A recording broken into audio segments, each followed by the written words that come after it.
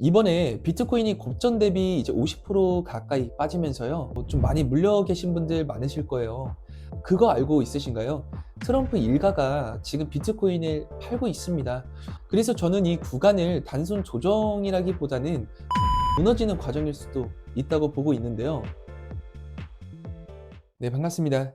지금 비트코인이 59K까지 밀렸다가 70K까지 반등 후에 다시 흔들리고 있습니다. 고점은 낮아지고 저점도 낮아지고 있는 전형적인 하락 구조라고 말씀드릴 수 있겠네요. 이 상황에서 지금 10만 원 가는 거 아닌가? 이 말이 나오는 건 솔직히 말해서 이상한 건 아닙니다. 문제는 가격이 아니라 지금 시장에 깔려 있는 저희 구조적인 리스크라고 생각하시면 될 건데요. 지금 이 구간에서 오를지 떨어질지 맞추는 거는 솔직히 아무 의미 없는데요. 진짜 중요한 거는 지금 이 상황에서 나는 어떤 기준으로 행동할 건지, 이게 없으면 반등이 와도 하락이 와도 결국 계좌는 계속 흔들릴 겁니다. 오늘 영상 끝까지 시청하시면 적어도 지금처럼 애매한 장에서 불안 때문에 잘못된 선택할 일은 전혀 없으실 겁니다. 사람들이 이번 하락을 단순히 좀 거시경제 때문에 떨어졌다, 이렇게들 이해하는 경우들이 많은데요.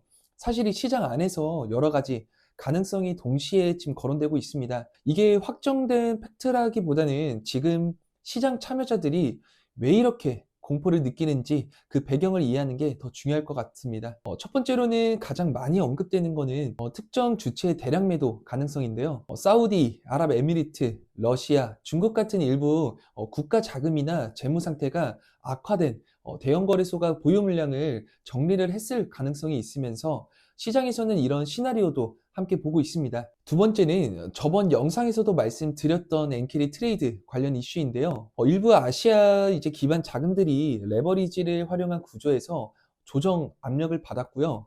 이 과정에서 비트코인 시장에도 매도 물량이 나왔을 가능성이 있습니다. 세 번째는 블랙록 IBIT 이제 옵션이 강제 청산이 된 사실인데요. 이번에 최대 거래량인 107억 가까이 되는 달러가 레버리지 청산이 되었고요. 이번 청산은 대규모 옵션 청산이라고 얘기도 했습니다. 네 번째는 이젠 홍콩의 헤지펀드 투매설이 나왔습니다. 홍콩 기반 헤지펀드들이 엔화를 빌려 이젠 IBIT의 옵션의 고 레버리지를 베팅을 했다가 엔화 조달 이제 비용이 상승하고 은거래에서도 연이은 손실을 보면서 보유 중인 이 비트코인까지 매도하게 됐을 가능성이 있습니다. 원래는 이 중 하나만 터져도 위험한데 지금 동시에 나오고 있다? 이런 여러 가지 이슈가 맞물려 지금 비트코인의 매도 압력이 강하게 들어왔을 거라고 생각합니다. 그럼 지금 이 시점부터 가장 중요한데요. 이 비트코인이 더 떨어질까? 라는 의문점을 갖고 말씀을 드리겠습니다. 제 대답은 아마 2026년도가 비트코인이 시장에서 가장 힘들 수 있다고 생각을 하고 있습니다. 비트코인 창시자인 이 사토시 나카모토의 제네시스 주소로 이제 비트코인이 전송이 되었는데요. 2,565개 정도가 비트코인이 이제 전송이 되었고, 이게 매도 물량인 것인지 아직 정확히 확인되는 것은 없습니다. 지금 고래들의 지갑 이동도 움직이고 있는 편이라 생각합니다. 이번에 비트코인이 1억이 깨지면서 59K를 찍은 이후에 이제 소폭 반등이 나오면서 70K 부근까지 가격을 회복하면서 다시 1억이라는 자리에 숫자에 다시 들어왔습니다. 사실 지금 차트는 많이 망가진 상태면서 차트적 관점으로 비트코인을 좀 분석하기에는 지지라인이나 그런 근거들이 좀 무력화된 상태라고 보시면 될 것 같습니다.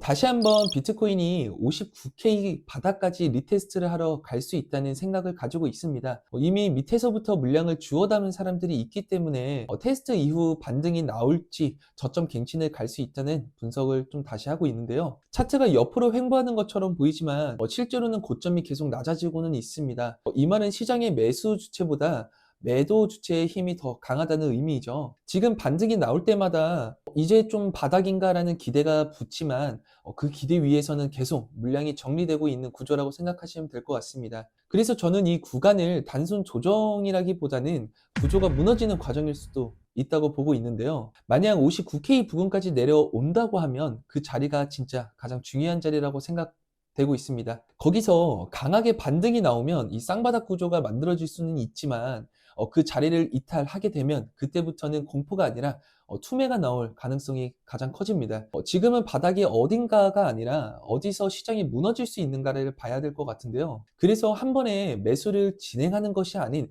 분할로 진행을 해야 된다고 매번 여러 영상에서 언급을 해드렸습니다. 제 관점이나 지금 실시간으로 제가 생각하는 비트코인에 대한 방향성을 좀 알려드리고 있습니다. 영상 고정 댓글 보시면 소통방 입장 링크가 있으니까 힘든 시장에 함께 견디고 수익을 챙기실 분들만 고정 댓글 참고해 주시면 되겠습니다. 이번에 비트코인이 고점 대비 이제 50% 가까이 빠지면서요. 좀 많이 물려 계신 분들 많으실 거예요.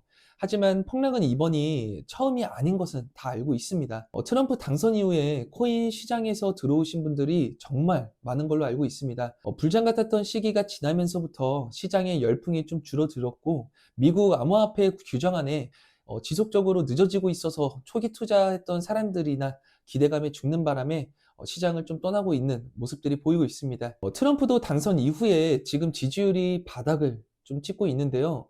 당선 이후 본인은 가상화폐 수도를 만든다고 얘기하면서부터 이 트럼프 일가의 이제 비트코인 매수에 적극적으로 하면서 코인의 가격이 급상승을 했었습니다. 그거 알고 있으신가요? 트럼프 일가가 지금 비트코인을 팔고 있습니다. 이 말은즉 이 전 세계 사람들을 통해서 수익을 챙길 때로는 챙겼고 이제 트럼프 측근들도 현재 트럼프에 대한 신뢰도가 떨어지고 있는 상황입니다. 그리고 여기서 더 웃긴 거는 이더리움이 이제 상치자 비탈릭이 이더리움을 매도를 하고 있다는 정도 생각을 해야 됩니다. 비탈릭은 이더리움의 매도에 대한 반응을 전형적인 이제 네거티브 과열이다라고 생각을 합니다. 3일 동안 한 6,100개 이상 가량에 대한 물량 매도를 하고 있고요. 숫자는 커 보이지만 맥락을 보면 이야기는 달라질 수 있습니다. 그는 1월에 이미 계획을 공개를 했고요. 이 매도에 대한 목적은 기부하는 것이다. 계획된 자선 활동을 금매로 해석을 할 수가 있습니다. 비탈릭은 이미 1월 달부터 이 하락을 예상을 하고 있었을까요? 지금 사람들이 10만 원 이야기를 하는 이유는 가격이 무서워가 아닙니다. 이제 비트코인에 대한 확신이 좀 사라졌기 때문에 나오는 말인데요. 상승장에서는 악재가 나와도 무시하고 바로 상승으로 이어갈 수 있지만 지금 하락장 같은 경우에는 좀 작은 뉴스가 나오더라도 좀 시장이 과하게 반응을 하곤 합니다. 지금은 딱 그 구간이라고 저는 생각은 하고 있고요.